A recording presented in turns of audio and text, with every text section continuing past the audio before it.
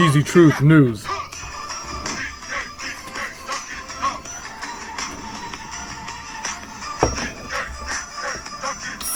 Geezy Truth News.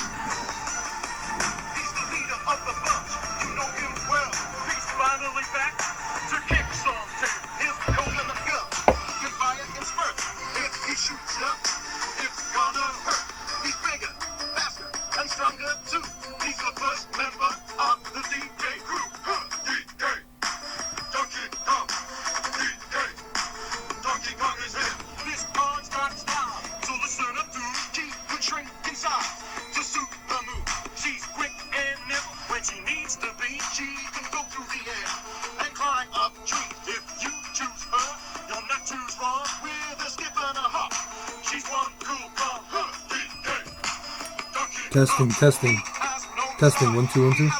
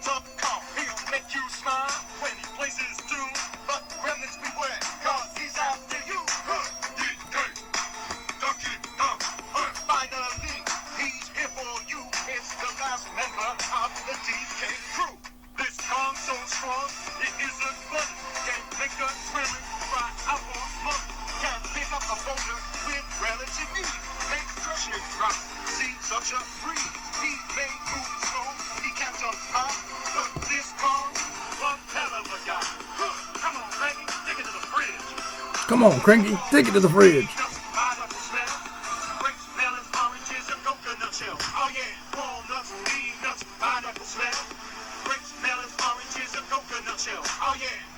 All right.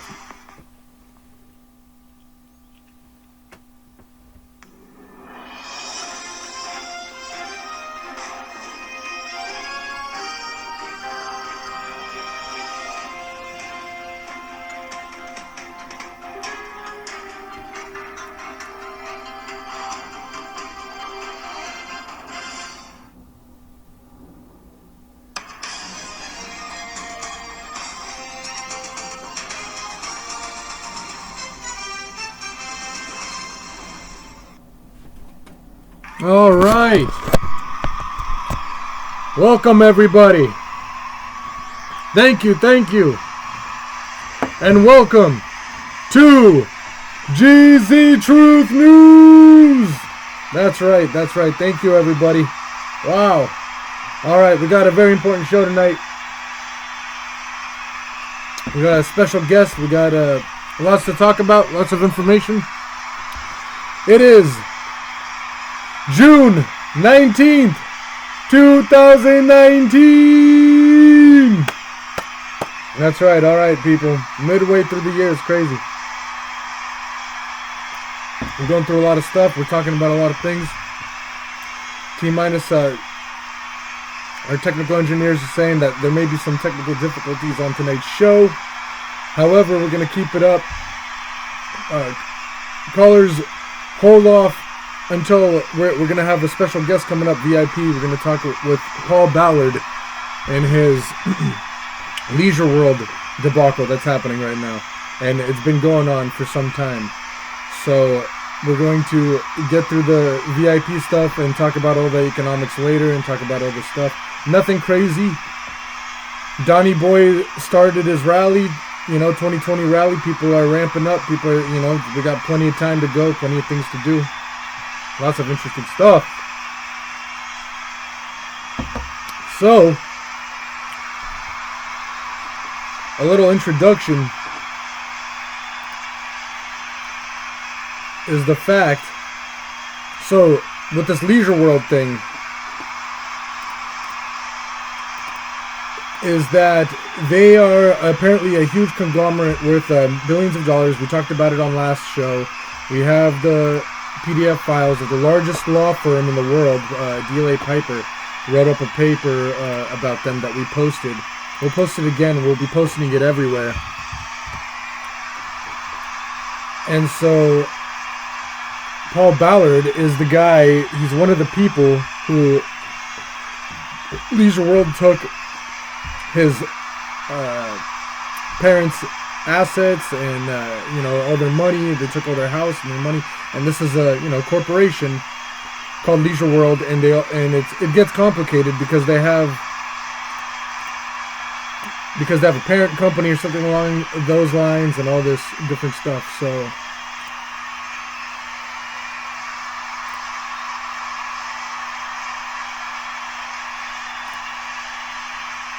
let's see. Here we go.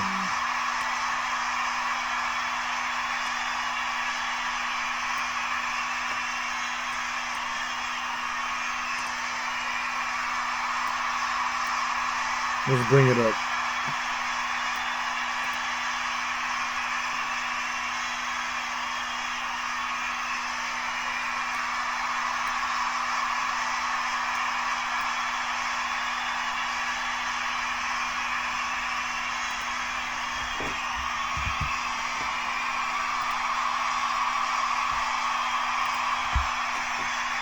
All right. Thank you very much, everybody. So here we're starting. I believe we set up. We're going to send the PDF and we're going to talk about all this here.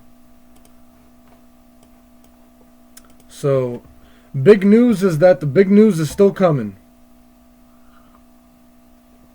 We're all working on it very hard. A lot of good people. The good guys are winning. Oh, the biggest news flash is that apparently on the 23rd or 24th of this month, there's apparently supposed to be a blackout. There's a huge deal at the beginning of this month that I don't think we talked about. Facebook and all of the internet and all this stuff got blacked out. It got shut down. The internet was off. And this is part of apparently the QAnon spec op or whatever it's called. Apparently that's coming up on 23rd, 24th. So to be continued on all that. But as I said, the special counsel will be talking about the Paul Ballard's big thing that's happening with the Leisure World. And this is, he wants RICO laws or RICO to be going down the Leisure World place. And so this is billions of dollars. This is billions of dollars being funneled. I mean, who knows what kinds of things that they're doing. But at the very least, so here, the paper, did we bring it up? We're gonna post it. Alright, here we go.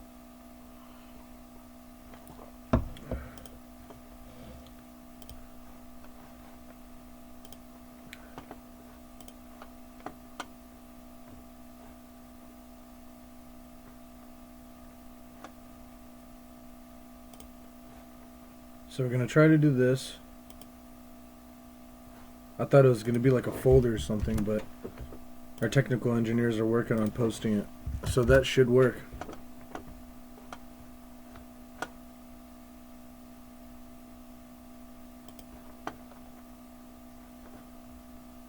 So there you go. That's the big kahuna. And I heard that they're still working on it. And let's see, background stock cooperatives in Leisure World.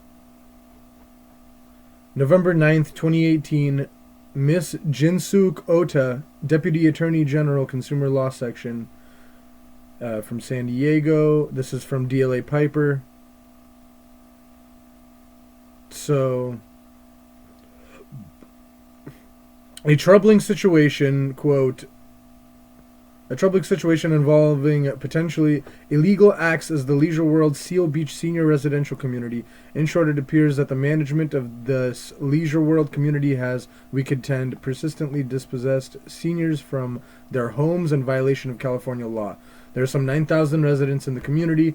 All of them are over the age of 55, and the majority are 65 and older. In short, this is a vulnerable community of seniors. Our view of this situation arises out of the DLA Piper's representation of the firm's pro bono client, Paul Ballard, Mr. Ballard is a victim of the wrongful eviction practices I will describe below. Mr. Ballard unsuccessfully resisted his own eviction, both at trial and at the 4th District Court of Appeal, Division 3 for the County of Orange. Mr. Ballard thereafter approached DLA Piper for assistance. We reluctantly concluded, however, that any further appeal or action on Mr. Ballard's case was foreclosed by these earlier proceedings. Nevertheless, we have carefully reviewed Mr. Ballard's situation and the practices of the leisure world community. As a result, we determined we were unable to prosecute any further action on Mr. Ballard's behalf. Mr. Ballard asks that your office conduct a thorough investigation of these matters. So, we'll see when Paul Ballard calls in. We'll find out what the updates are, because this letter is from November 9th, 2018, so it's actually quite some time ago. So here we go. Hello, Paul Ballard, and thank you for calling to Geezy Truth News. Well, thank you very much, Sean, for giving me some airtime to discuss and educate the public out there of a really tragic situation that needs their attention to get fixed. Yes, that's right. So we talked about it on last week's show briefly, and then just a little bit just now. So what are the updates, and what's going on exactly, and what's your take? Well, I unfortunately wasn't able to, and I didn't know that you were doing something on last week's show, so I don't know what you've told your audience already. But there was something that I think I would like to potentially bring up, and I hope that they've been able to review or have access to letter written by Brian Foster of DLA Piper, one of the partners of one of the world's largest law firms, after doing $300,000 worth of work and research. The best that we've been able to come up with, rather than civil suits in court, was to contact the California Attorney General regarding this operation as potentially, we'll put that in quotes, a criminal operation. It's never easy to say that, and it certainly isn't easy to get law enforcement, district attorneys, police officers, and various investigations even started. Primarily, I would say, because this scam has been going on for so long in the county of Orange, and potentially elsewhere, but certainly in the county of Orange in Southern California, that it's become, I say, we've done it for so long. It's one of the arguments that their lawyers used in court. Well, Your Honor, we do this all the time. I guess that makes it right. Well, no, it doesn't, Sean. You and I all know that. They just don't like getting caught to what they're doing. Technically speaking, the laws changed in California in 1986. The Davis-Sterling Act was enacted, and it was to help protect people with common interest developments, people that do not own their homes with a traditional publicly recorded deed. And maybe for some of your folks, I have an idea that your audience is a little younger than myself. I'll be 62 in a couple of weeks. And these different forms of how you would hold title, hold your property with your precious money for your housing, have been created over time, but apparently they don't have the safeguards in place, or they do, but they're not being enforced, and you have to end up in court. If you had a deed for your property, this simply wouldn't be able to happen. But without a deed, it now become a very complex matter. So my encouragement is to any of your listeners out there, regarding themselves or their parents or grandparents, when you're buying property or you're moving somebody into a retirement community, because it seems to be especially prevalent in these retirement communities, that it's either an apartment and you're renting it, so it's only a it's only $1,000 a month or whatever you're doing, or if it's assisted living, it's far more than that. But if it's just housing, it's a rental fee. But the idea that Leisure World is using is they want hundreds of thousands of dollars. You can spend $500,000 cash up front to, quote, buy your home that then they always refer to as an apartment. And then if they don't like you for whatever reason, or they don't like your flowers or the granny that year, that's, excuse the granny concept, but the volunteers that live in the community become the board of directors of the California corporations running Leisure World. So your neighbors become your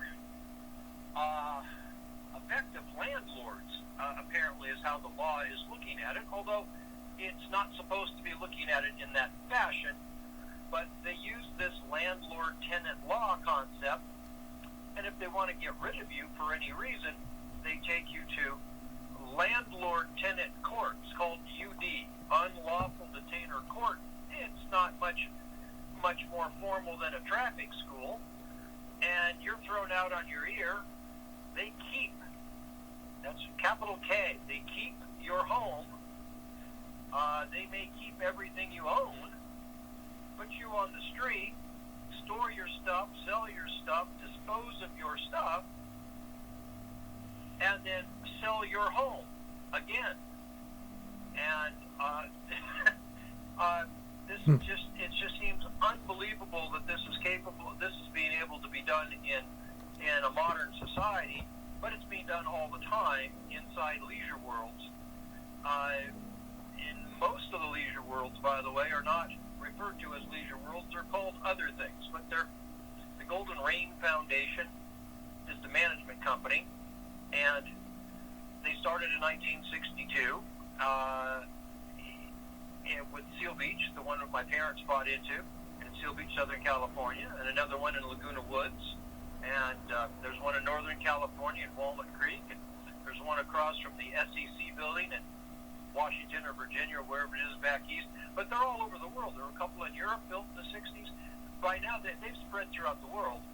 Whether this is happening worldwide, I don't know, but it absolutely is happening here in Southern California, where the seniors or their heirs, caregivers and heirs, such as myself, I was both a registered caregiver for my parents, which is protected under the UNRU Act. It's a federal civil rights act in the 60s. And caregivers aren't to be treated this way. In fact, caregivers are allowed to remain in the units or in the homes when they have this type of cooperative housing. It's specifically stated in the UNRU Act. I believe it's 51.3C of the Civil Code. But nobody seems to care, and I think that's the real issue going on, Sean, is nobody really cares. It's unlawful detainer court. They don't even take transcripts in court. It's such a minor offense. You're just a scumbag tenant who didn't pay rent for a couple of months, so you're being thrown out on your ear. But that's not the case in Leisure World or any of these other places that are somehow using this unlawful detainer statutes and this body of law to steal your home that you have paid for fully in cash, and in this case, it's worth hundreds of thousands of dollars.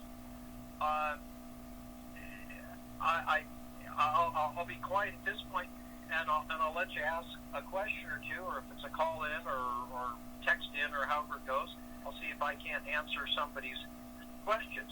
But I am also additionally seeking out there other means of getting this word out there. If we can do something on social media, and it's just a little bit beyond my technological ability.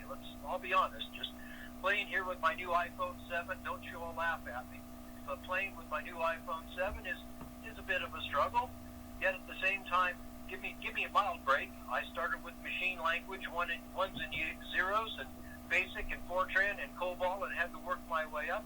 And this technology keeps changing, and we have to keep learning. But it's something that I'm trying to let you guys know on. Deeds have been around since biblical days, but these these other forms of home ownership, property ownership, the dream of America to own your property, own the roof over your head.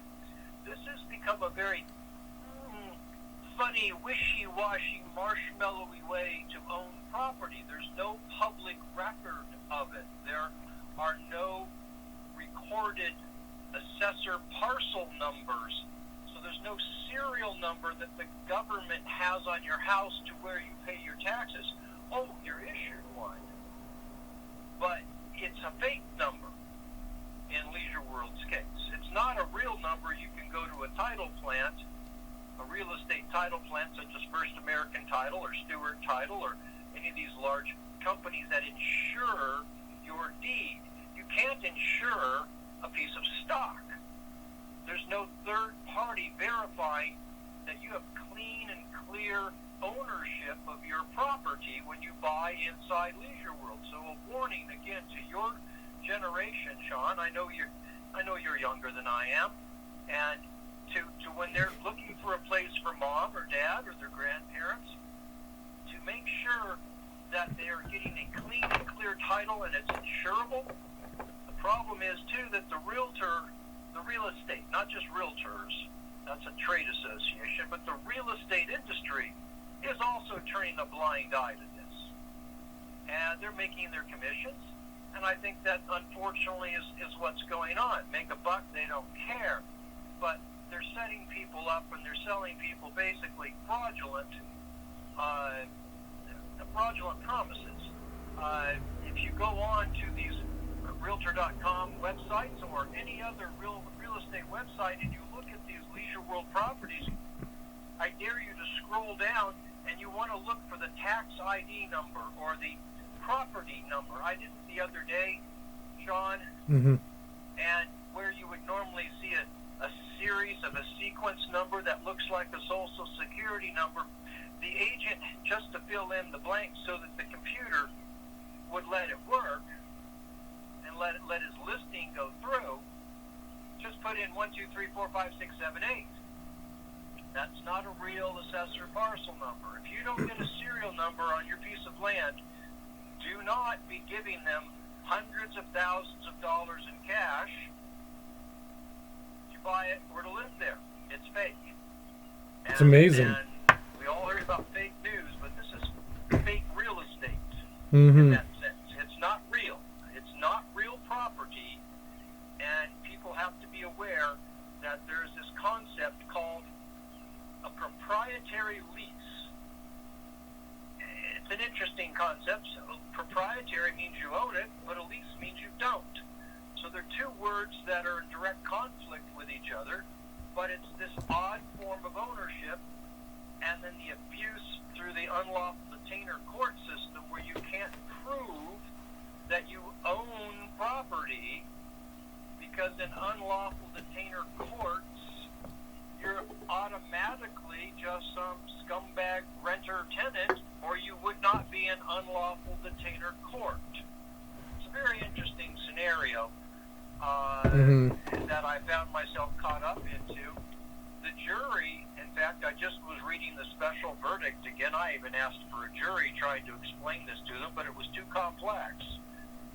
And I wasn't allowed to bring in these things. That's the point. The evidence was not allowed to be brought in that we own the property because we're an unlawful detainer court. So the Judge Timothy Stafford, would not allow us to bring in the evidence proving that we own the property. Because by default, you wouldn't be in his courtroom if you owned the property. This is the problem with the system. Right, but you didn't because you forfeited it, or your parents forfeited it at the time of them moving into Leisure World, correct? Technically, they don't even know they forfeited. This is where I'll say it's a fraud and swindle. I don't believe that almost anybody. One, we're dealing with a senior population, and let's just try to be serious here. My dad was 80 years old when he signed that deal. Now, this is the deal that you can sign when you're 55 years or older and live there yourself, or Sean, you could sign it and have your parents or your grandparents live there. Technically, you could own it and they could live there. and you could sign on. But the interesting aspect where I was going with the jury on the special verdict is the jury says that Mr. Ballard was not on the contract and the occupancy agreement to live there. That's correct. In that sense, I never signed it. My parents did. But the phraseology in the contract says then heirs, executors of the estate, etc. Well, that is me. I am the executor. One of you will be for your parents when your parents pass on. Mm-hmm. So, at least in California law, you're liable for a contract you never read, you never signed. And this is another bizarre situation of being the manager of an estate, being the trustee, being the executor, as well as just trying to be the caregiver and taking care of your parents when they're in those years where they need you too, and just as you needed them when you were in diapers. It's an abusive situation, and it needs to stop. The way to stop it is by stop buying these things. That's how you stop it. Have your public informed and say, no, I'm not going to buy it if I don't have an assessor's parcel number that's real, that you can look up. If I don't get title insurance on my property, I don't want it. It's not real. It's some kind of a game. Now, if you look at the prices and the valuation of Leisure World Seal Beach, I mean, it's darn near, it's a square mile of beach within a stone's throw of the waves. Everything around it is millions of dollars. And yet these homes inside the wall of Leisure World sell for, as I say, $500,000 or less. Why is this so inexpensive? It's just too good to be true. It's perceived it's senior housing and all the rest. Yes, it is, but it's also a potential scam. Not everybody is abused in Leisure World. Just a few are, the people they don't like. And they started this on us long before my parents died. My mom died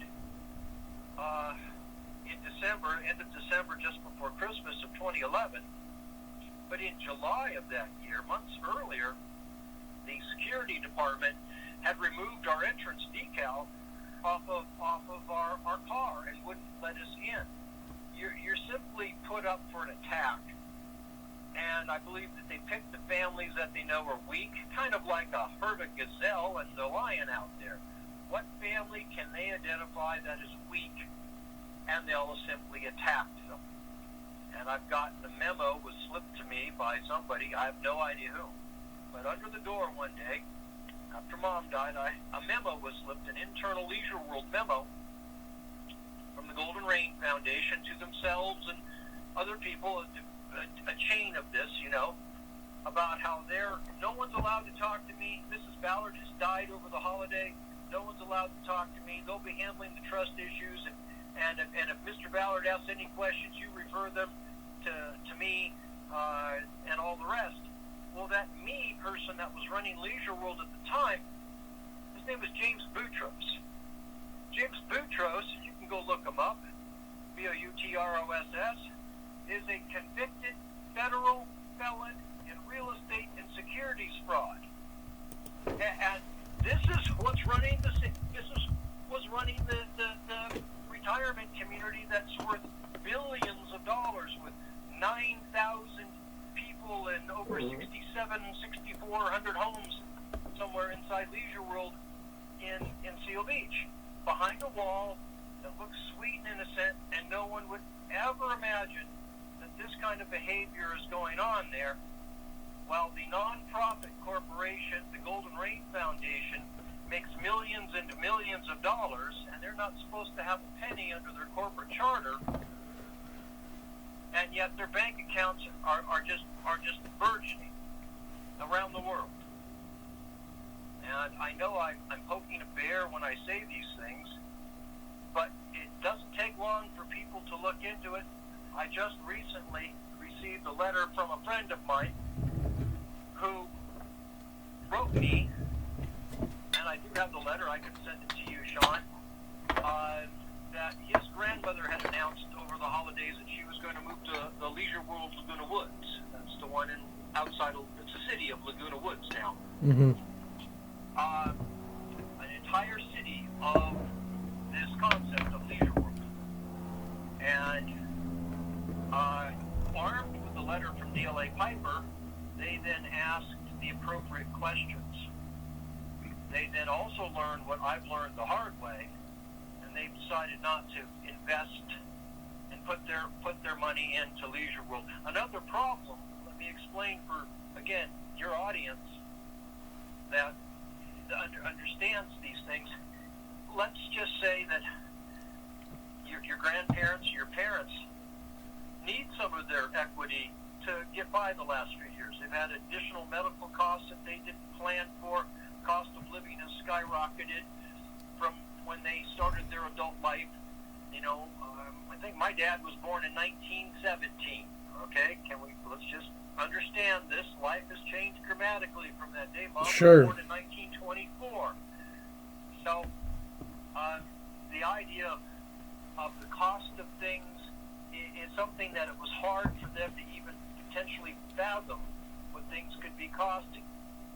So when you plan for your retirement, and they're professionals, Dad's a professor and a research scientist, and Mom has a publishing house, a company that still sells around the world, but doesn't mean that they're always going to plan enough to have enough to make all of their ends meet at their end days. Well, in Leisure World, without a deed, and I do mean this, without a deed and only a share of stock, the reverse mortgage industry wasn't going to give you any money for your property while you lived happily ever after. So the only people getting a hold of your equity, your 100% equity, because you paid 100% of the value of the property in cash before you moved in. So there's no mortgages allowed. But a reverse mortgage would allow a senior, I want to take out $50,000 or $100,000 or something like that so I can go on a trip or get a new car or pay my medical bill or get my knee surgery done. You can't do it in Leisure World. Your money is completely tied up. The only people get a hold of it is after you're gone, or the lawyers can attack you for it, as in our case. And it's the Leisure World lawyers. It's an interesting thing, too, with the lawyer game.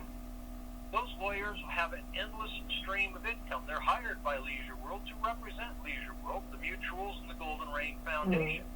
That money is basically never-ending because it's the Social Security of the federal government. Social Security payments are what most of these people, most of our seniors live off of Social Security, and then hopefully additional funds, but not everybody does.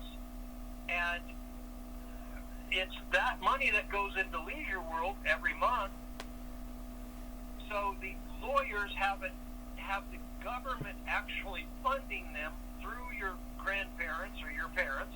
The lawyers are funded through their Social Security money. They can attack you forever. Their source of money never ends. Where you try to stand up and fight them, your private money will end. DLA Piper has spent in excess of $300,000 doing this so far. They don't go. Leisure World lawyers don't care. Bring it on. The more the merrier.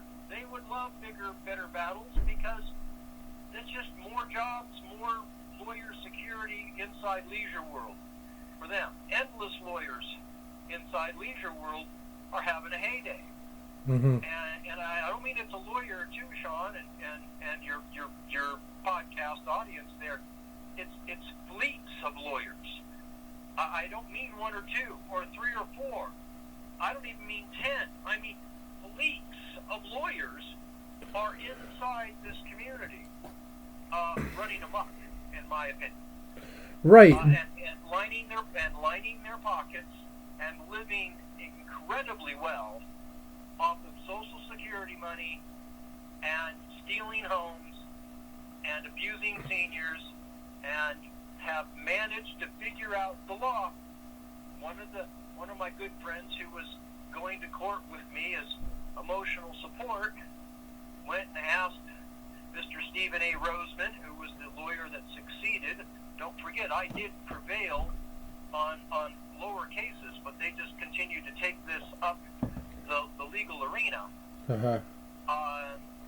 And asked Mr. Roseman, who prevailed, the attorney in the senior counsel at the time of Roseman and Associates, and I think he's in Sherman Oaks or Van Nuys or somewhere out there, Encino, somewhere in the valley. Sure. And they asked him, why are you doing this? His answer wasn't because I'm some scumbag that didn't pay anything. His answer wasn't because they don't like our dog or anything like that. His answer was because I can. And this is what we have to understand. So some lawyers have figured out a crafty way to maneuver themselves and line their pockets.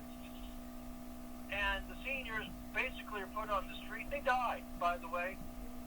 Seniors aren't... No way. Wait, so who is... A 70-year-old was put on the street.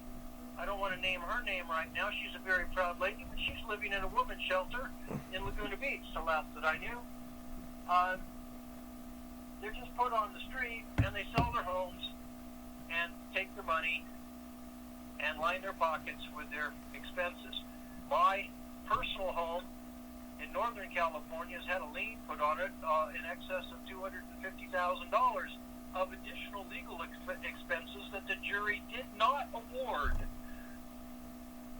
but the judge awarded after everything was over with, after all the hearings were done. All of a sudden I get a bill in the mail, a letter in the mail from the courts that Judge Timothy Stafford had awarded Mr. Stephen Roseman another $257,000 or whatever in costs. It's just, and of course they'd already taken and sold the house. So they got our house and they sold the house. They then bulldozed that house, built a new house, and have resold it again for $405,000. Put a $257,000 lien on my house. I need your audience to understand this is real. This has actually happened, actually happening. And if you listen or read the transcripts, they do it all the time. But I'm younger than most of the people they've attacked. I'm educated. I came out of the real estate industry. And even if some of the real estate folks want to represent this, I don't think most of them do, but it is being represented. It is being sold as real estate. It's not real property. By law, it's not real property. By the appellate court decision claiming these are proprietary leases, they're not real property. They should not be being sold to the public, especially the vulnerable seniors who want to trust their real estate agent or their realtor or themselves, but they aren't going to read the pounds of paperwork and gobbledygook when you try to buy something, and then find that there's a phrase or two in there. In this particular case, it's Article 17. There's a little paragraph in there that says that you're going to agree that you may have bought this, but you're going to be a tenant under landlord-tenant law. You can't believe that there's this kind of fraud exists, and I have yet to been able to get the government, the Attorney General, the District Attorney, the only person, I will say this, that has paid the slightest bit of attention has been Bernie Sanders.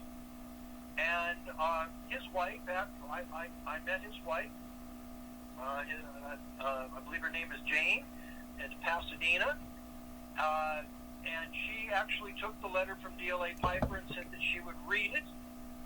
There's been very little communication back, but his campaign was the only campaign that had even responded. I wrote Kamala Harris, being the former Attorney General of California, her campaign didn't respond. This letter from DLA Piper about what's going on should be raising red flags. People should be up in arms. I haven't been able to get the press to run with this. The local newspaper won't touch it. They are afraid, and that's what they state. They're afraid of Leisure World and how big they are. Well, Sean, I appreciate you. You're not afraid of Leisure World. and so that you're allowing this to go out on the airwaves. And this is what is going on. These corporations have gotten so large and so maniacal in size that basically they own the governments. And this is a problem. This is truly, truly a problem. And the seniors are a class of people that need extra protection, just as we do when we're little kids. We have all this body of law protecting us until we're 18 years of age. We can't own cars. We can't be on contracts. We can't do anything. We're not, unless we're legally emancipated, we are minors. There is no such law protecting seniors. There is no mandatory age limit that you can find yourself not signing a contract until somebody goes into court or your doctors declare your certificates of capacity. Now, that's the word it's called, a certificate of capacity. Mm-hmm. And once your certificate of capacity is issued as a senior, then you're no longer capable or legally responsible for what you say or do. You basically become a minor again. My parents' certificates of capacity were issued, but long after they moved into leisure world, and general, of course. And then those are the documents that you use to take over your family affairs in your state. When you get older, and you'll find that out, Sean, you're not there yet, but when you go to deal with your parents or your grandparents, if there's something in their family trust or their will or whatever, that all of a sudden something triggers the mechanism, so then the designated party, the executor, will be taking over for them. Well, Leisure World's already aware of that. They've already had all the documents. They demand them up front. They demand to know where all your assets are. Don't ask me why. That's the heads up there. They actually want you to list on a piece of paper where all your assets are. We want to know your bank account numbers, your investment portfolio, and they claim it's for a credit rating. Why in the world would you need a credit rating? You're not getting a mortgage. You just gave them 100% cash to move in. Wow. Right. It's So. a scam, and it's got to stop. And I'll be quiet and listen to you now, Sean. Well, so in the law, everything should be black and white. That's how things. That's how it should go. I mean, with. Sean, let me stop there for a minute. I don't know how much time you've ever spent in court, and I haven't spent all that terrible much time in my years in court, but I've got a few more loops on the Monopoly board than you do. Every single document that is handed down from the legal profession is an opinion, and that's what it's literally called. It's an opinion. This is the opinion of the appellate court. This is the Right. opinion of the judge. It is not black and white. So it's how big can you fight? Can you go to the next court up? Can you go to the next court up? Can you go to the next court up? I guess if you want to say there's only one final opinion in our country, and that's the Supreme Court of the United States. That's the opinion that's final, but yet you can even see in some headlines lately, we'll just talk about women's reproductive rights, that even those can be overturned or changed over time depending on who's on the court, because their opinion has changed. So it's not so black and white as one would imply. Well, yeah. Obviously, there's corruption. Obviously, there's all these problems. It should be black and white. Don't murder. Don't steal. Don't blah blah. Yeah. Obviously, but there's straight up. What I don't understand is, okay, so there's a contract. I mean, this case, like everything else, I mean, besides the obvious corruption and everything else, the law is the contract. You sign the contract is there. Now, if the contract is bad, if there's some kind of illegality within the contract, then the contract becomes void. Now, I don't know what not necessarily, Sean, and is parts of the contract may be void or the contract may be voidable, but it does not make the whole contract necessarily thrown out. If you look through lots of fine print, you'll see that that's how it works. The entire contracts are not normally thrown out, just segments of them are. I will give you a real estate example. I purchased a beautiful beachfront historic Cape Cod in South Laguna for my home decades ago. I was very fortunate to live on the coast, and it was an older home. I believe the property was originally developed by the Bank of Italy back in the 1920s, and in the deed was a phrase that said, "I cannot sell to the Negroid race." Well, that's there, and it's there today. That deed never changes. Again, that's the importance of a deed. That document stays attached to that land forever and ever and ever in the county records forever. But just because that deed says I can't sell to the Negroid race doesn't mean it's a void deed contract or well, all it means is that since the laws have changed, Civil Rights Act, the Unruh Act, in fact, that we mentioned earlier, you cannot discriminate.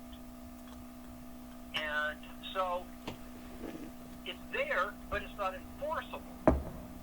This is another problem that I'll say that I think your audience will understand. This is June and this is Pride Month. What had happened to me before I got a letter back in 2008 about my sister in Leisure World, and they were trying to get rid of her, and I was the power of attorney, so I got a copy of the letter, and I came down and started doing my responsibility. What I didn't know was all the rumors that were running around that I was gay, I had AIDS, and I'm a drug addict. Well, let me tell you, in a community of people where the average age is 79, and they don't go anywhere, that this spreads like wildfire. And it gets bigger and better, if you know what I mean. It just spreads and spreads and spreads. I was unbeknownst to myself that this is how I was perceived. Now, if you understand the age in the group we're talking about, oh my God, there's some gay guy here with AIDS. Oh my God, we got to get rid of him. Get him out of here. And that's what was going on behind the scenes. And by the way, I'm not HIV positive. I'm a proud gay leader, an activist, far more when I was younger than I am now, but I'm still proud of who I am and what I am and who I love.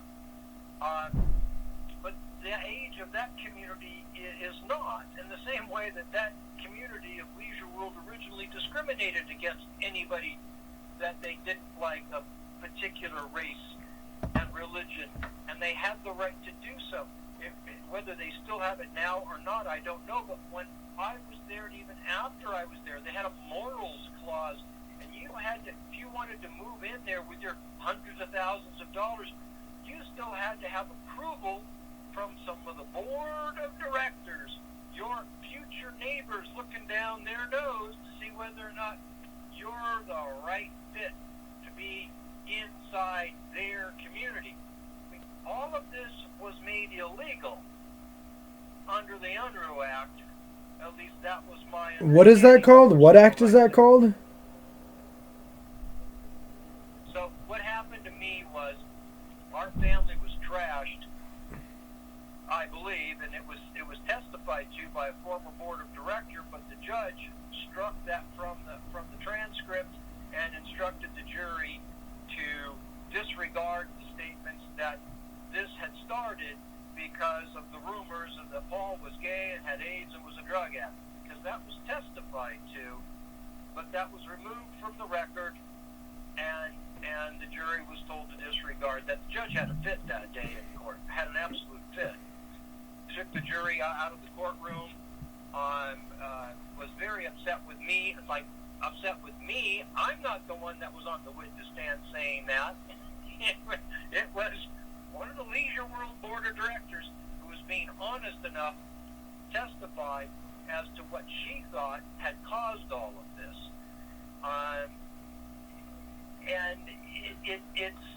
And this was regarding your house, your stuff? Employers the opening to come in and attack.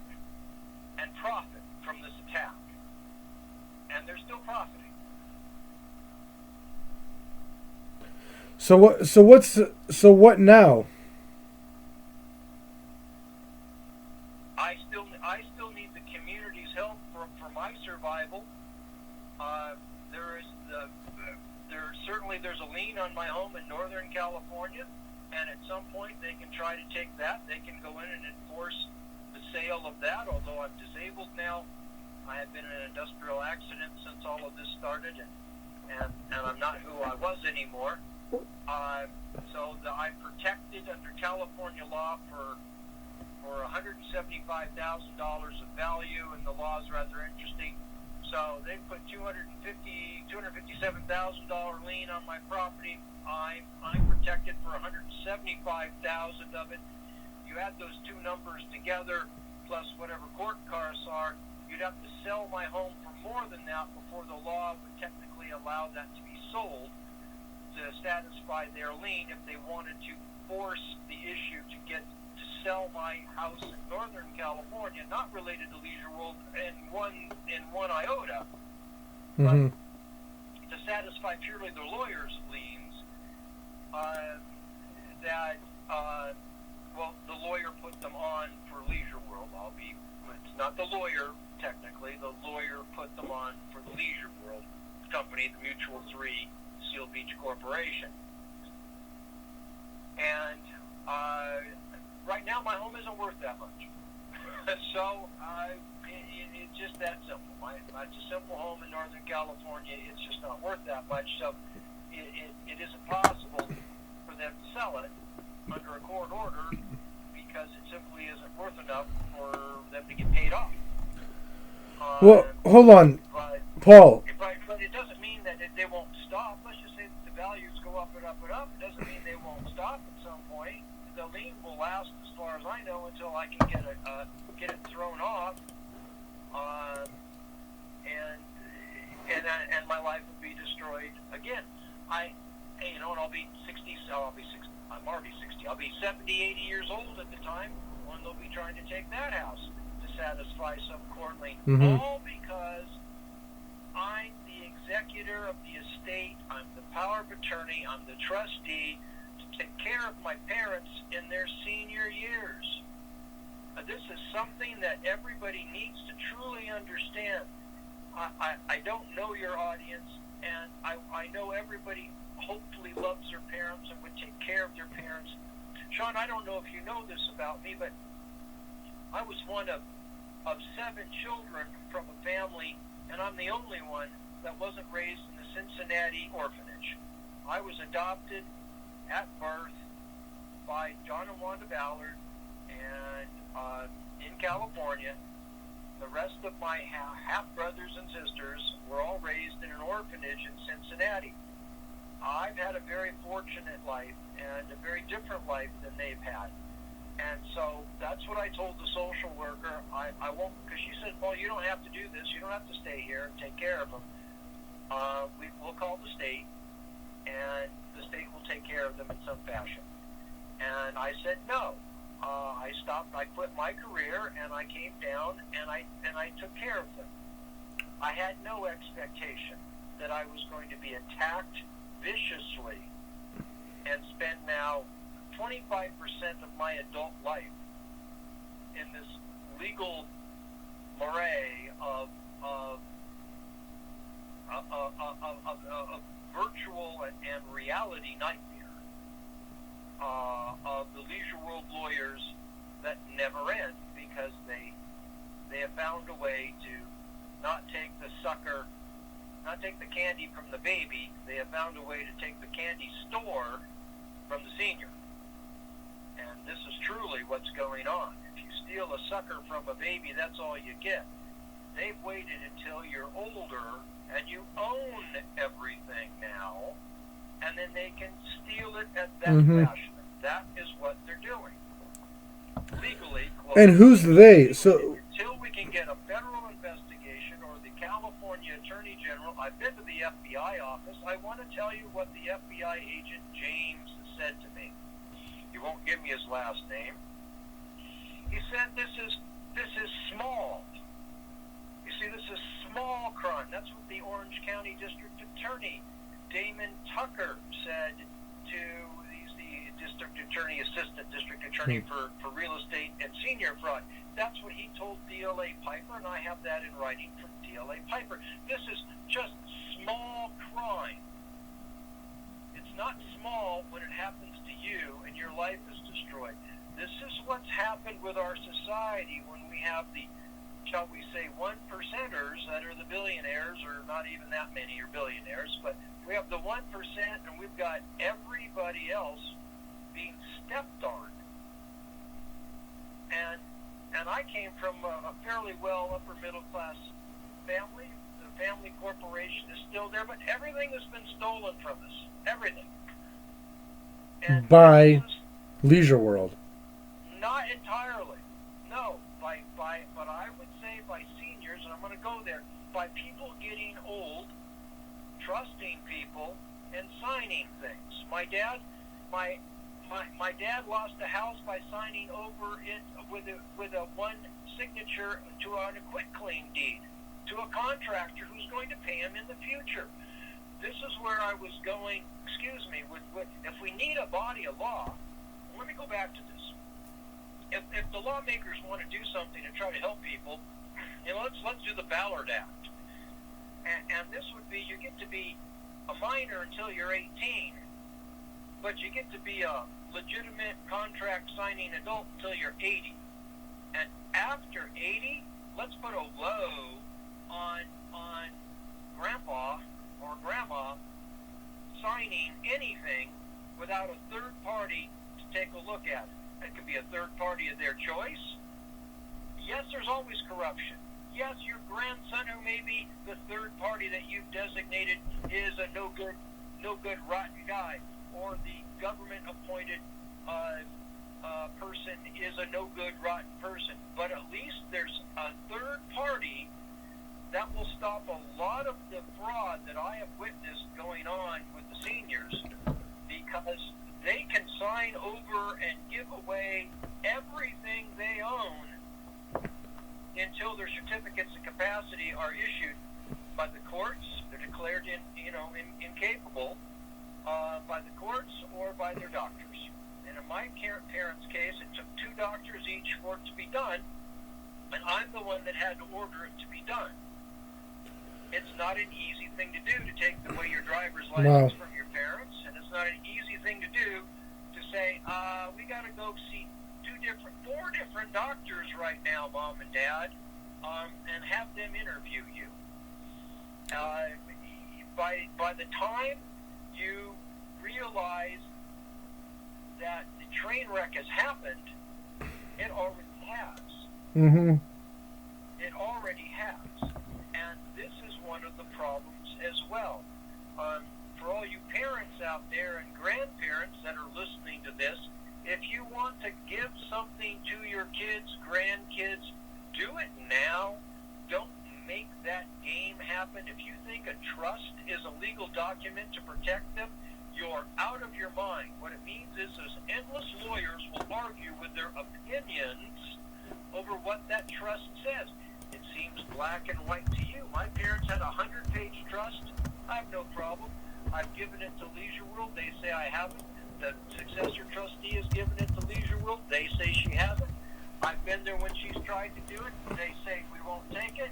I've given the certificate of the trust to verify that it's there, the certification of the trust. I actually had that in court, and the Leisure World lawyer says, no, he hasn't. This is all, it just becomes an endless legal argument. It's an endless legal argument. But you don't make any money. Something I also learned in court, Sean, if you represent yourself in pro per, and I did for quite some time. I've had counsel before, and I've had counsel now. If you represent yourself in pro per and you win, you don't get any money. You don't get any court costs. You don't get anything back for your time and effort writing your briefs, for being your own lawyer. But if you are a registered lawyer with the bar, you can submit your costs. So the game has been set up by the industry itself as well. You You can't get paid, but they can. They get paid whether they win. They get paid whether they lose. Right. Well, okay. So quite a life experience, I must say, and if I can get some of the younger generations to understand, we need some changes, and you kind of wonder, what are our lawmakers doing, and why do we need more laws and more laws and more laws? Well, we keep finding how people figure their way out around and through these laws, and it isn't always to do good. Sometimes these characters have figured their way out so that they can unscrupulously attack you for your hard-earned wealth and money and values and property and reputation. My reputation has been attacked. When I didn't go away, Sean, the very next thing I find out is that I'm being prosecuted for a felony for terrorist threats attempting to murder the little old ladies of Leisure World. And it turns out that the management company had been making police reports for 4 years. They were building this case up already. You see, if you understand, making report after report after report. I had no idea. None of the police officers or investigators ever talked to me about it. But when I wouldn't go away, like currently, when I wouldn't go away after they're taking our home, they then wanted to discredit me totally and completely by making me a criminal. The last I know, I had an FBI clearance for my real estate license, and I've never been a criminal, as far as I know, other than a traffic ticket. So they picked on the wrong person. They didn't realize it. I'm not a disheveled drug addict with AIDS in the corner, sitting, under the street lamp, as they envisioned. And instead, I've been out fighting for my life and my rights. But it's an uphill battle, and something needs to be done. I'm out of money. I'm out of sorts, and I'm still trying to educate the public so it doesn't happen to them. And I appreciate your opportunity to be on your show. And again, I'll be quiet because I've been on a bit of a rant here. yeah, well, thank you very much, Paul, for saying everything that you can. I mean, bottom line is, I'd like to condense it. There's a lot of things, and it's very multifaceted, like everything else. The bottom line is, so what you're saying is that it's illegal, but you got it through. You've tried to fight through it, and yet you lost. So not only is it illegal, you also lost, and now you have no hope. Or what's? Am I seeing that wrong, or what is it? Right now, as I sit here, I'm seeking additional counsel to go down more lawyers. Oh, lucky me! More lawyers to go down a different direction. I would like to see this taken get it out of the County of Orange Superior Court and get it into federal courts or some other place under a different avenue and different directions. Or rather than trying to, what DLA Piper was trying to do with that letter, which is why that letter says in 2 different locations, it says we cannot go back into court. It says it effectively in 2 different places. And you kind of strike your head, you go, well, I don't understand that. They're lawyers, this is what lawyers do. But what they were trying to do was they were trying to unring the bell was the term. They were trying to put me back into the property. Well, I didn't want to be in the property. That wasn't the goal in my mind. That wasn't my answer when I originally filed my answer to their lawsuit. I wanted to sell it, remodel it, and rent it. One of those, or two out of the 3 of those. Remodel it if I could, and sell it, or remodel it and rent it. And I didn't want to live there. It wasn't my goal. But instead, they never talked to me at all. Not once. They refused to have any communication. We had 0 meetings. The first communication that I got from them was, we're taking you to court. That's much it. And crazy charges, you know, that our dog didn't have a license, things like that. This kind of insanity. The trumped up charges, which they all dropped to win the case, because I won the case the first time around. The dog does have a The dog does have a license. He didn't damage a deco box. He did pay the little monthly $400 fees. You know, those things they all lost. They won under just the basic unlawful detainer law of UD court, unlawful detainer court. The landlord at any time, whomever owns the property that you are residing in, under California law, can simply ask you to leave. They do not need any reason why, unless you happen to be living in an area that's got some kind of a rent control ordinance. Leisure World in Orange County does not have a rent control ordinance. So it's just state law. And under state law, if the landlord wants you to vacate the property, that's it. That's the only thing you had to say. Now, to pull it off, they had to have the president of the association, who's the volunteer grandma, who's one of the neighbors down the road, driving her little tricycle through Leisure World, and I literally mean this, driving her little tricycle to Leisure World, giving everybody little salutes. They had to actually have her on the witness stand saying that she owned my house. But she did, because she was going to win with her lawyers. By hook or by crook, it just gets down to that. I'm going to win. And so she had to lie. She's dead now. What are we going to do? This is one of the problems of dealing with all of this. The legal system is so slow in its maneuvering that these people die before anything gets done. And the lawyers and the management company end up with the money in your homes and your stuff and your lamps and furniture or anything else. Now I got all of that out of my parents' house. I knew what their game was. I watched it inside Leisure World for the years I was there. I watched what they were doing.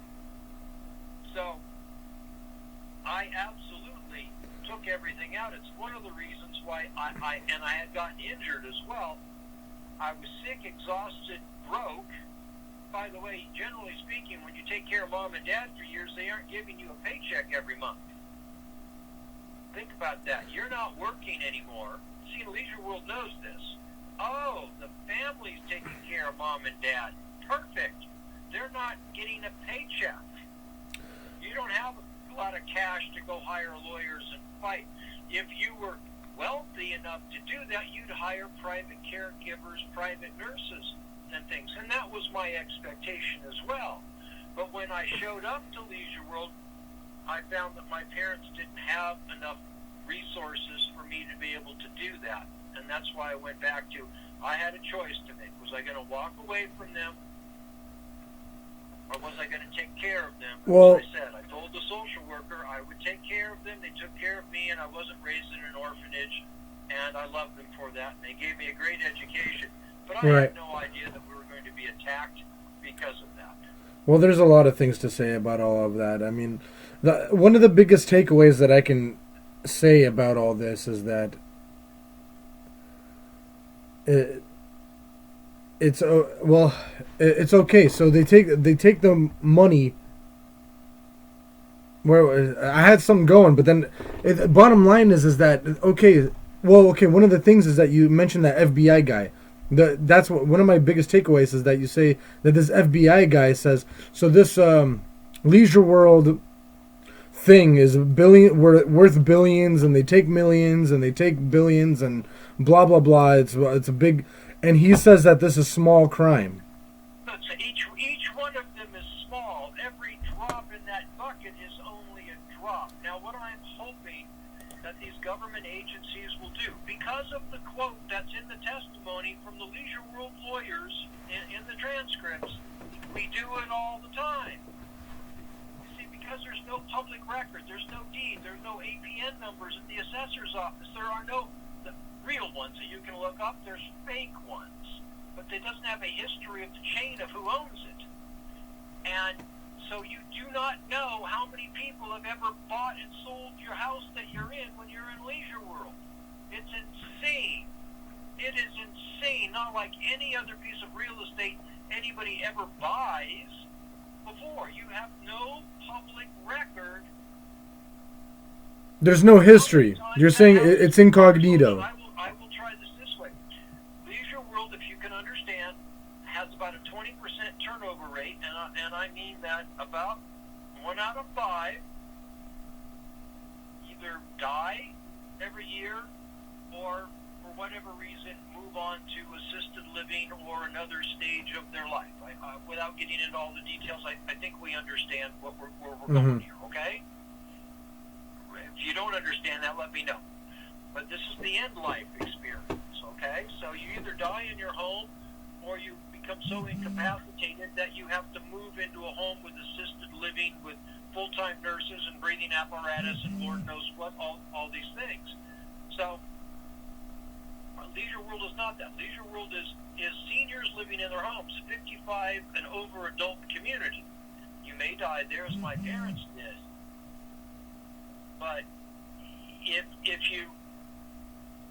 you have no records, public records of these homes, the stock transfer gal running the stock transfer office inside Leisure World, her name is Carol Weller. She testified to, you can look it in the transcript.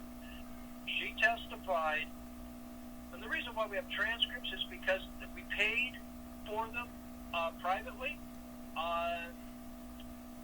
Because under most circumstances, the government does not take transcripts in unlawful detainer court. They don't take transcripts in traffic school courts either, okay? Such minor courts, they don't even take records of what's going on. This is why this has gotten so out of hand and why nobody knows about it. The FBI agent asked, well, why hasn't anybody been complaining about this before? I said, well, I am now. But the reason why people haven't is because there aren't records, and people are old and on the street, and they literally die. They literally die. And also it's being done through the courts, so there's this air of it must be legitimate then, but it's not legitimate. What's going on can't be legitimate. Right. But, so in terms of legality, so you took this to the Supreme Court and they said, F off. No, I haven't been to the Supreme Court. DLA Piper has never filed a suit at all. We've never been back into court at all since I lost and was evicted from the property. Never. This is the problem. They never filed suit. They in the letter they say they can't. They were only concerned with trying to put me back into the House. Right now, I'm going to be seeking counsel to be doing some other type of an action, or better even than that, we need a government agency to truly open up an investigation. Right. They are, but you said... They haven't contacted me or DLA Piper as of today, because I questioned that as of today before the airing of this. No government agency has contacted DLA Piper nor myself to say that there is an investigation. What do you know? Show us your documents. What do you have? Let's take a report. Not from Seal Beach Police Department, not from the County of Orange District Attorney, not from the California Attorney General, not from the FBI, not from any political affiliation, not from anybody. So far, that's in an authoritative power. This is why maybe AARP will print this letter. And do a story. This is what, but the local press wouldn't. Trying to get something in the LA Times has been an uphill battle. Trying to get anything into the press is an uphill battle. This is why the medium that you're using, this podcast, I think is what you called it. I'm on a phone, folks, just so you know that I don't see anything. But it's these kinds of information sources to get this news out there, because the traditional news sources aren't or don't or won't cover these stories as of yet. It simply could be for multiplicity of reasons, not for anything negative. But on the government side of things, what I found myself heading against is this is not ever considered serious. And yet I think when they finally open it up, it'll be the largest single real estate fraud in the United States history. It's been going on for decades and decades. I don't know about that, because there's a lot of things that go around. This seems like a pretty big deal, but you know, the biggest highlight for me that I'm realizing that you said is that if an FBI agent told you that this is small crime, and we're talking about billions of dollars here of leisure world, and that nobody wants to do anything about it, I mean, shouldn't that hint to you on what is actually going on in this whole like scheme of things? Now, Sean, the small crime was one house. That's why I said the drop in the bucket. The leisure world is the one in Seal Beach is worth many, many billions of dollars with a B. Billions. So it sounds like this guy knows exactly what you're talking about. By that wall with spikes on it, 1 square mile, you have no idea that's actually worth billions and billions of dollars inside of that. In fact, it's worth more as raw land than it is with all these seniors on it. And that may be the crux to really what's going on, why they want this transfer going on of these ownership concepts. And somebody's trying to take control of that. If you actually do eventually get 50% plus one of a corporate stock, you understand you can have the bulldozers in the next day, put the seniors out on the street. Under your agreement with Leisure World, all they owe you is the par value of your share of stock, which is a few $100s, and out you go, and somebody makes billions, and I mean billions overnight. I think that's another angle, but that hasn't happened yet. Sure. But that could be a motivation for what's taking place. I don't know. So, there could be the motivation. Paul, what did you say? What did you say happened? What was the highest court you took this to? And no, they. It was only unlawful detainer court. The appellate court, I didn't take it. Leisure World took it to the Superior Appellate Court, round 2. That was it. Oh, round 2, and you failed at round 2. The local courthouse down the street, Orange County Superior. It never got up into I see. California Appellate or California Supreme Court. DLA Piper prepared a case for it, but they have to start at Orange County Superior, and that's where they said they can't. So, and I don't fully understand the legality of all of that, and they said I knew I would lose. They said, you'll lose there, but we'll just keep going up. But it turns out, from my understanding, what they were trying to do was to run the same race again after I lost, and you can't do that. Now, I'm seeking other counsel.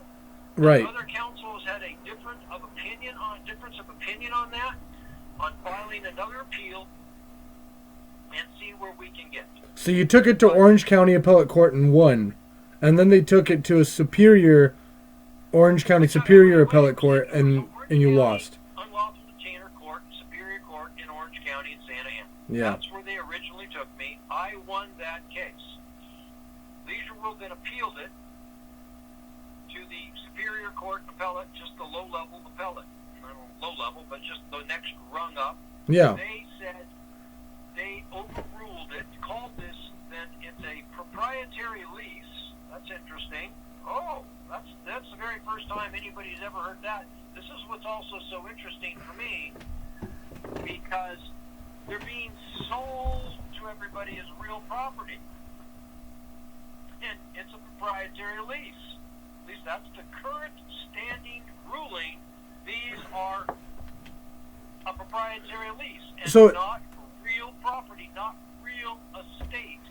It's not real property. And yet that is not how it's being sold and marketed to the unsuspecting senior public, and sold by the real estate industry, the Department of Real Estate, and the realtors. It's being sold to them as if it is a home, a real home. It's not.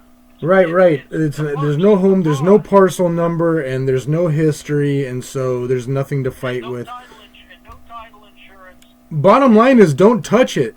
Don't touch it. Stay away from it. That's Stay I mean, unfortunately, yeah, I agree that there needs to be a RICO against Leisure World or against Golden Reign or whoever owns who. I mean, obviously there needs to be something that looks into all this. But again, if like you said, if they got judges and lawyers in the pockets, they probably have FBI and other idiots in their pockets. And I mean, who knows? Sean, please, I did not say that Leisure World has anybody in their pocket. I did not say they have judges in their pocket or the FBI or anybody in their pocket. So please be careful on taking one step further. What I think has happened is that I'm actually one of the first people to ever really complain. I really think that's truly what's happened. I'm one of the first people to ever stand up because I was educated, I was from the real estate industry, I lived inside the community for years taking care of my parents, so I saw firsthand what's going on and documented it. It's documented. Okay, so what rule did they break? What law did they break? The FBI guy didn't care. You know, you said you had multiple properties, millions of dollars. The FBI guy didn't care. So what law did they break? And like, let's get to the crux of this, and we'll have to call it on next show. The Davis-Sterling Act of California is a body of law that would prohibit them from doing what they're doing in the manner in which they're doing it if it was adhered to by the Orange County Judiciary. Now, Carmen Luehi, commissioner, maybe she's a judge now, but she's the one that heard the first case.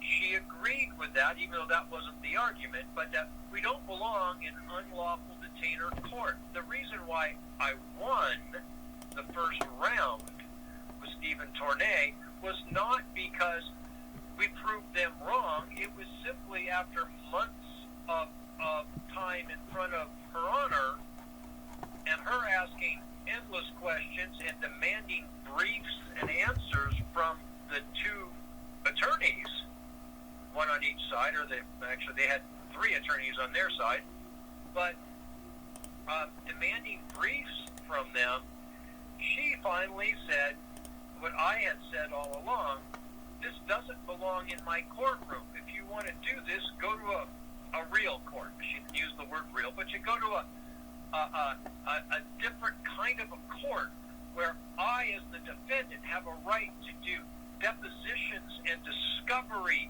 and investigate things and, demand documents. You don't get to do that in unlawful detainer court. You simply go in there, the judge throws you out, period. That's pretty much all that ever happens. That's all.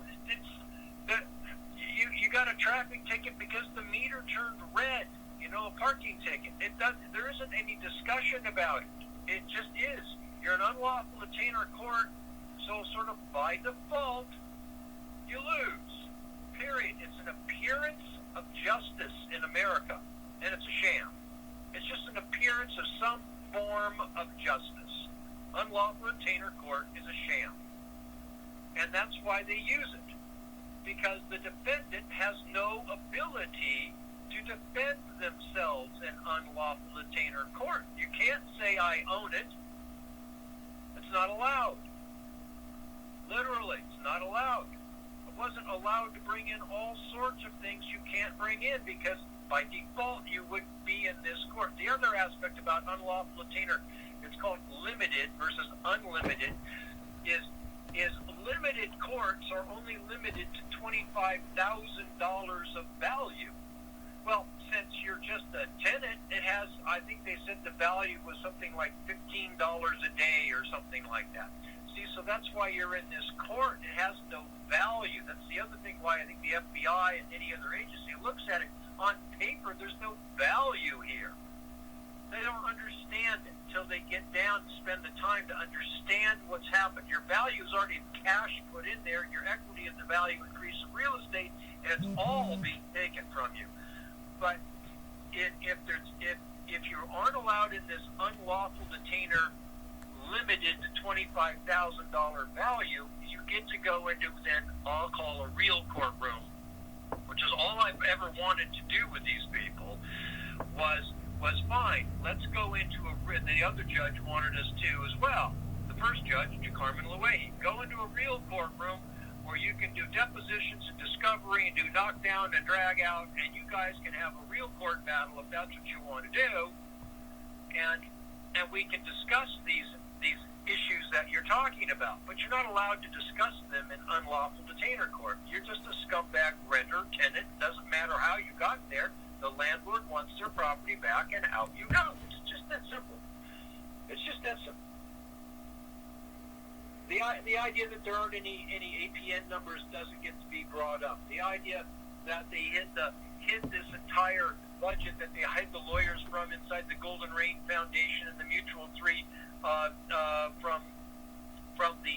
from all the residents of Mutual 3 paying for the lawsuit was not in their minutes and not in their budgets annual. This went on for years. It doesn't show up in their budgets.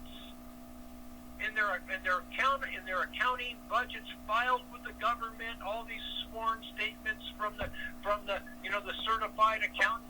These lawsuits don't even show up in the budgets. You can't bring these things up in unlawful detainer court. You can to show here's the sham and the scam.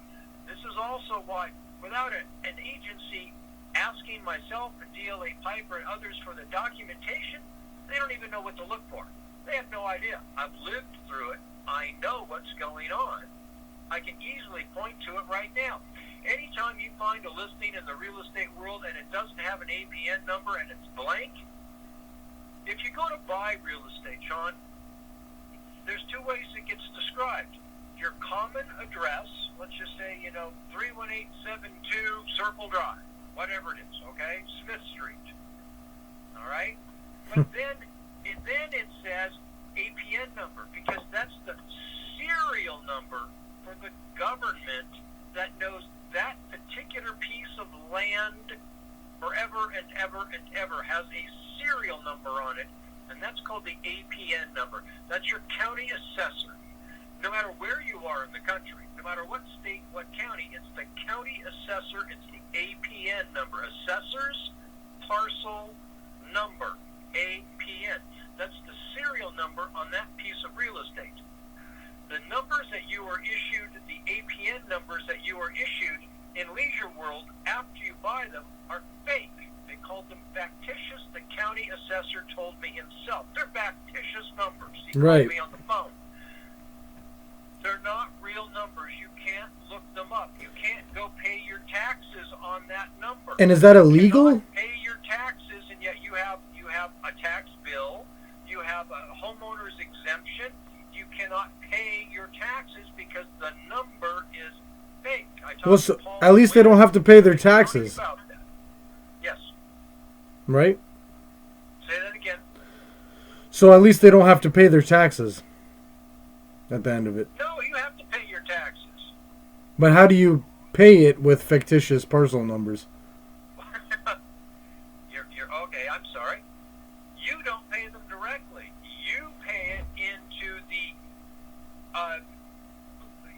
your mutual board, your corporation pays the taxes through the management company. Oh, you're paying your taxes, I promise you.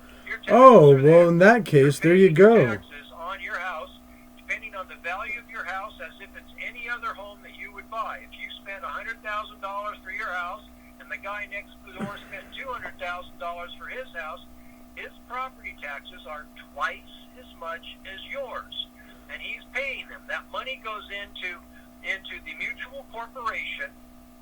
That mutual corporation gives the money to the Golden Rain Foundation. The foundation then pays the taxes. Well, this is where the private stockholder thing comes in. So that's correct. So that's where is correct. Yeah. So they pay him through the private stockholder thing. That pays them through the Leisure World. Leisure World pays Golden Rain, and then Golden Rain pays the IRS. Well, Leisure World actually isn't in that loop in that particular case, but take that out, you are correct. It's not the IRS, it's the county assessor's office. Right. This is not income tax. This is property tax that goes to the county assessor's office. Right. To the county tax collector. But I went and tried because I knew what they were doing. Trust me, going on, and I knew that we were on their hit list. We had numerous complaints from them, letters complaining about our service dog, and it went on and on. I knew that we were a target without any question, that things were not good between our family and the management company and some new people on the board of directors, and one, Linda Stone, who's now running the Golden Rain Foundation. I believe she's the president right now. By the way, our family had been there since 1996, and we had never had any problem that I'm aware of, or they were able to tell me, or any documentation that I've been able to find, other than my sister. They wanted my sister out, and I understand that she's got some issues. But we had no problem. We paid everything. I've got all the receipts. There was never a problem until Linda Stone got on the board of directors. She wanted the new grandma in the community that wanted some power in her life, and she got on the board of directors, and that's when everything started to go crazy for me while I was in Leisure World. I'm not saying that there were not problems before, because I believe that there are some financial irregularities that have gone on long before that. But as far as being attacked, it was Linda Stone who signed the legal documents, Linda Stone who took me to court, Linda Stone I have on a videotape denying that she's done that. You see, these are older people that have their last hurrah in life. It's the lawyers and the management company abusing them to profit, I believe. Wow. All right. So it may go deeper than that. Linda Stone may have her finger in the pie. I don't know. I'm not going to say that at all. I don't know.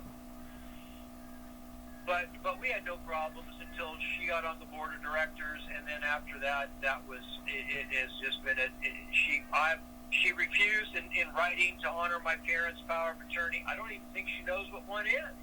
You see, I believe she said that she in her running for her office, for the volunteer grandma on the board of directors, if you know what I mean, at the homeowner society. I believe she said she almost got her 2-year degree at Los Angeles City College. You understand, these are not necessarily the people that are the movers and shakers, and you got to understand too that most of the men are dead. These are the wives and widows that live in Leisure World. This is a community of women that, because of the generation and the laws and things, they weren't allowed to own credit cards until the 70s. Their husband had to own the credit card, and they were Mrs. So-and-so.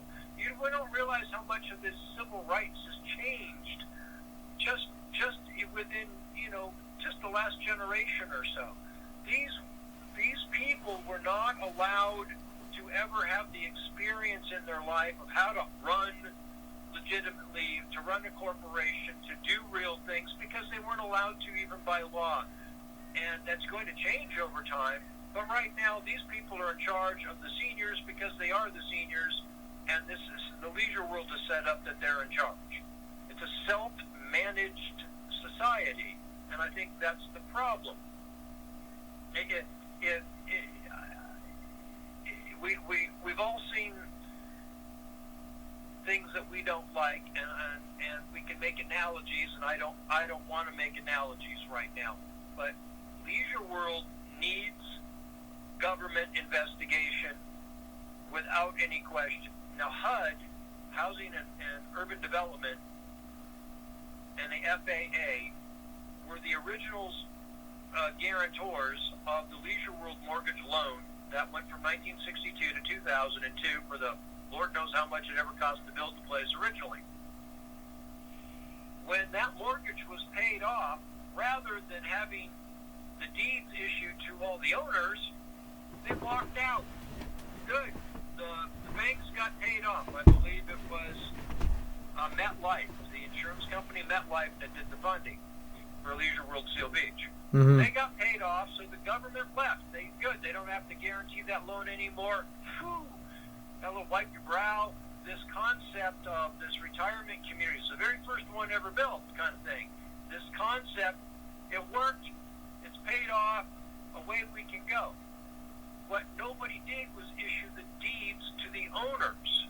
Now, if you go into their corporate structure, you'll see that all they have to do is ask the trustee, the Golden Rain Society, for your deed. But you can't ask as an individual. I couldn't go, or my parents couldn't go ask the board of directors of the homeowners group, the Mutual 3 Corporation, the 26 acres, 432 homes, that the one teeny section that we lived in Leisure World. There's 16 different sections inside Leisure World, 16 different corporations inside that one corporation. There's 16 separate corporations inside. We were in corporation number 3, Seal Beach number 3. And they simply have to go and ask the Golden Rain Society, Golden Rain Foundation for their deeds. That's all they have to do. But they don't know it, and the lawyers aren't going to tell them.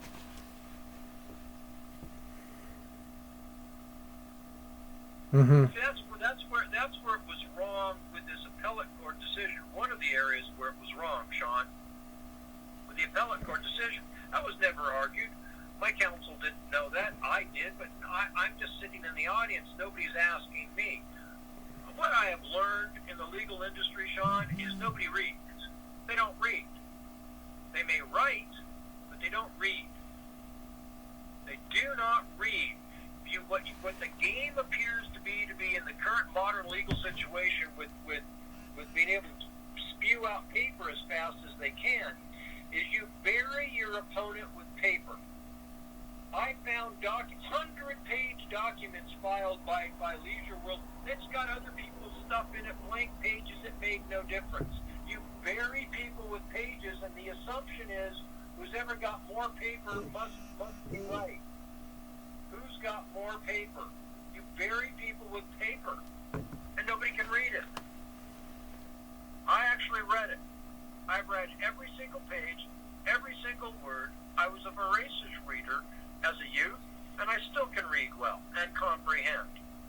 And I think this is one of the other issues. So it would take millions of dollars of lawyer time if they actually read the documents.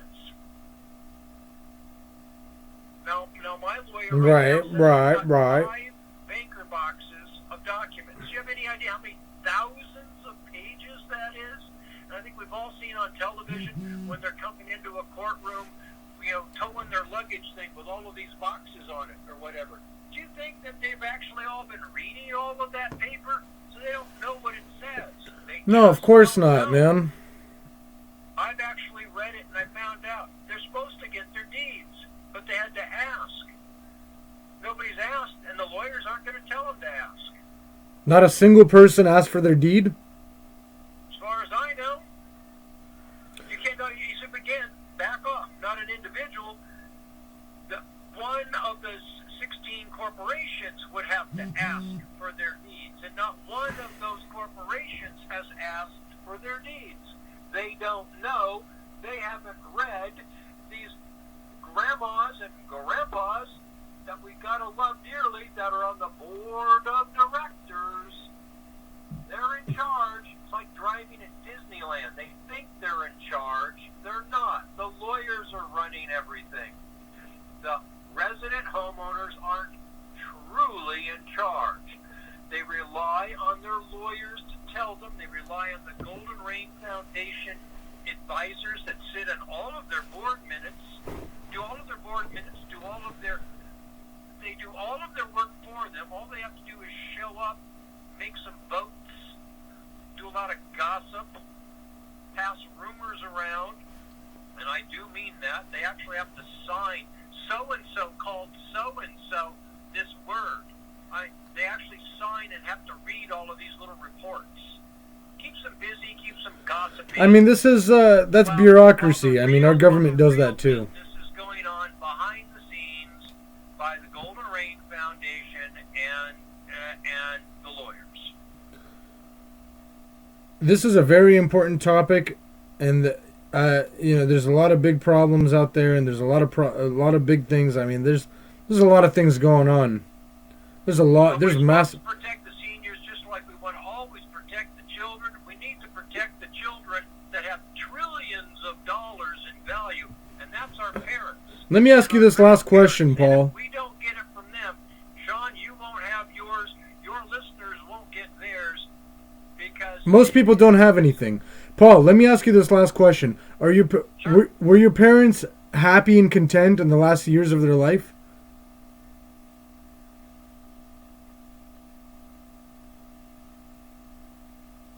My parents have generally been happy and content. They had the financial ability to do what they wanted to do, to travel where they wanted to go. If anything, the stress in the family was so much created by a sibling that has had a severe drug problem in her life and is been all families or many families have something like this, but we have one too, and everybody gets a black sheep. We have one too. The difference is I was portrayed as an additional black sheep that was even darker in color, and because those were the active words that would work to create a problem before I got to Leisure World. The Leisure World had no idea. The people in there had no idea what I was really like or my background, anything at all. Again, I was trashed as a gay, AIDS-carrying... Sure. Okay, so my next question would be, what is the next... Put on a list to attack that family, get him out of here. They told me once when I drove in, get out of here. So let me ask you this. Get out of here. We told you to leave. And I said, I'm sorry, I own the house. So let me ask you, and this one last one too, is what do you think in terms of corruption? Do you think what's smarter? I don't know how much you've been dealing in corruption and how much of an expert you are in corruption. I don't know what that even means. How can anybody be of that anyway? But my question is, so the best way to fight corruption, do you think from bottom up or top down? Spread it out through the public. That's the way I look at it. The media, as I said, the local newspaper is afraid to run it. This internet, whether it's a podcast or text messages or whatever, it's the media. Without the media able to do this, I have a feeling, anything counts. I think it was Cyndi Lauper, whatever songs, anything counts in large amounts. If the Attorney General had a change.org petition or some kind of headline day after day in press around the world that got larger and larger, they'd open an investigation. All we have to do is look at who was that the porn actress, that the president paid off. Nobody gives a rat's patootie until it got into the press, and bigger and bigger and bigger. Oh, then there's congressional investigation. Oh, really? Congress, testimony in front of Congress, all this kind of things. So the problem is that Congress is a joke, and that Congress is the people that we need to be going after. As much as I'd like to care about it's all we have. Senior centers and all this other crap. Now, what the government lawmakers do with it, what the courts do with it, what the enforcement agencies do with it is up to them. But what you and I have as the citizens in this country, which is a little different than the country I think your dad was raised in, is that we have something called the free press. We have a right to speak our minds, and we have a right to say things that we want. We're not supposed to be jailed for it and lose everything we own because we've said something, unless it was proven to be done in malice and things. I'm not speaking in malice. I'm trying to warn people Yeah, exactly. What's going on, what's literally happened to me, and it's all legitimate. Just ask the lawyers. Well, if you want to talk about, you have to go to the root of the problem. If you want to talk about this, you have to talk about the Federal Reserve and where our money and how it all works and why the inflation, why the corruption. The root of all of this is the corruption of the Federal Reserve and the complicity of our Congress. And this is what we have. Well, if we make it too large, nothing's ever going to happen, Sean. And I know all of those aspects, and I know that we haven't always had a central banking system, and we were warned against that. But that's not what this call was about. And I don't believe entirely it has to do. I'm not making any direct connection between the Federal Reserve, the central banking system, and leisure world. But I am going to make a connection between the one with the most money wins, and this is what's difficult when you have to either represent yourself, and as I say, I did. The judges, as much as I'm not ecstatic with Judge Timothy Stafford, and he's been publicly admonished, by the way, over another case he did after he retired a few years ago, for not handling that correct. But he got off the bench in his robe, came over, and gave me a big hug. And he says, "You don't know what to do." And I said, "No, I don't." He's a human, but he was just trying to follow what he thought was the law. And it's like, no, you really aren't, because we weren't able to be in front of the right law in the right courtroom. He should have thrown it out.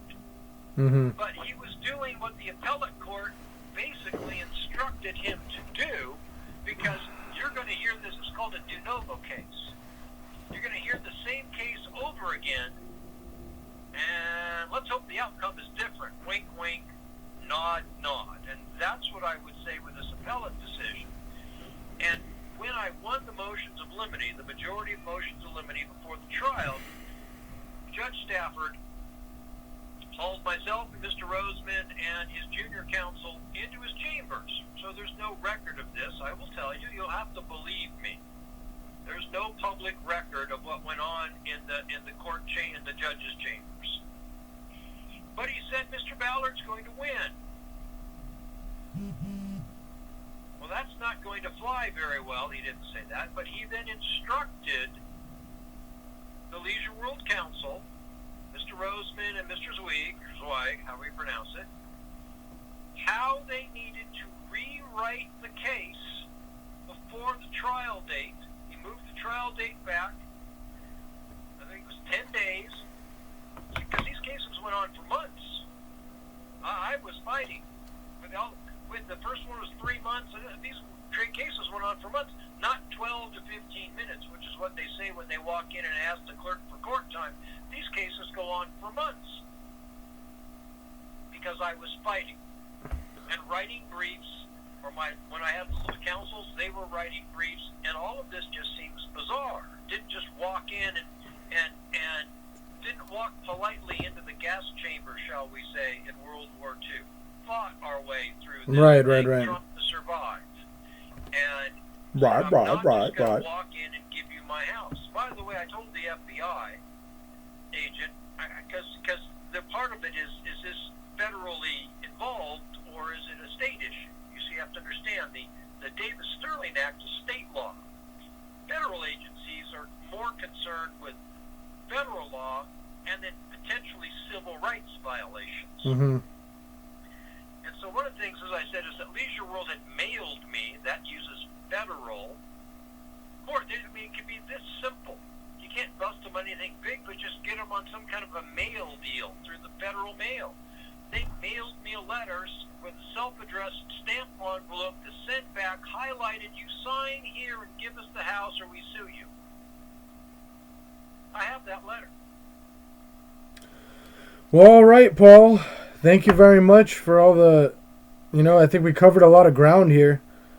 I appreciate it. If you guys can talk and get something out on social media, however to do it, the more people that know that they need to protect themselves while they're trying to take care of their parents, and be very careful of these retirement communities and anything that's not held in a pure deed, capital D, a deed, is something that you need to be very cautious and suspect of. Right. And you cannot just trust your real estate agent or your realtor. You can't just trust them blindly and sign 2 pounds of paper and give them all your cash. That's a heads up. In fact, if there's anything else that's a heads up, if it's only cash and all cash, that should be a heads up. And Leisure World is only cash and all cash. Right. And that's a wink heads up that my parents, being in their 70s and 80s, didn't comprehend. But I'm the one that had to pay for it. Not them. Yes, they lived the life that they wanted, that they chose to live. I didn't choose that life for them. They did. I helped them pick out which particular home, but I had nothing to do with their contracts. I didn't even read them until far later. I had no idea that these clauses and things were in these contracts until like 2009, something like that, when I found I want to read this thing. Like, I was shocked. I was just totally shocked. Yeah. Well, all right. In fact, most everybody in Leisure World lives without a valid contract at all on the occupancy agreement. It states in bold that they're only good for 3 years, and that they expire. They've got an expiration date on them. Every one of them has an expiration date.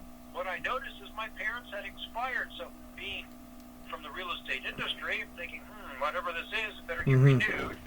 I went in to renew their contract. All right, Mr. Paul Ballard. Thank you very much. Keep in touch. Keep it updated. We'll see Thank what... you, Sean, for letting me speak and try to educate your public on the pitfalls of leisure worlds and these retirement communities. Watch out, and read everything before you sign it. If it doesn't seem right, don't sign it. Thank you very much. All right. Bye-bye. Take care. Thank you for the call. Bye-bye. All right. Well, there you have it. Leisure World, or Paul Ballard versus Leisure World. We'll see what happens. I mean, this is a big deal. I mean, it's obviously not just Paul Ballard. There's a lot of people. That was actually one of the things I was going to talk to him about, was that there's other people, and we'll see what other people have to say. But bottom line is yeah, this, I mean, it sounds like a susceptible plot that happens throughout the world, and, you know, it just happens right there in Southern California, so you better believe it happens elsewhere if it happens there. So, big deal, billions of dollars, RICO, scam, you know, huge things, is a lot of things going on. So there's a billions and billions of dollars scam right there in Southern California. And then who knows, and then as we always talk about the main things, and with all of that, and with this, I mean, it's a lot of building blocks, ladies and gentlemen. So, you know, thank you very much for tuning in. Keep in touch. Let's all keep vigilant and do your best to spread the word and figure things out. And at this point, looks like we're out of air. So Geezy Truth News is out. Thank you very much, and stay tuned till next time. And keep updated on the website and all that. We'll have it all listed, and we'll have the PDF all filed all there, so all the information will be available. All right. Thank you. And God bless America.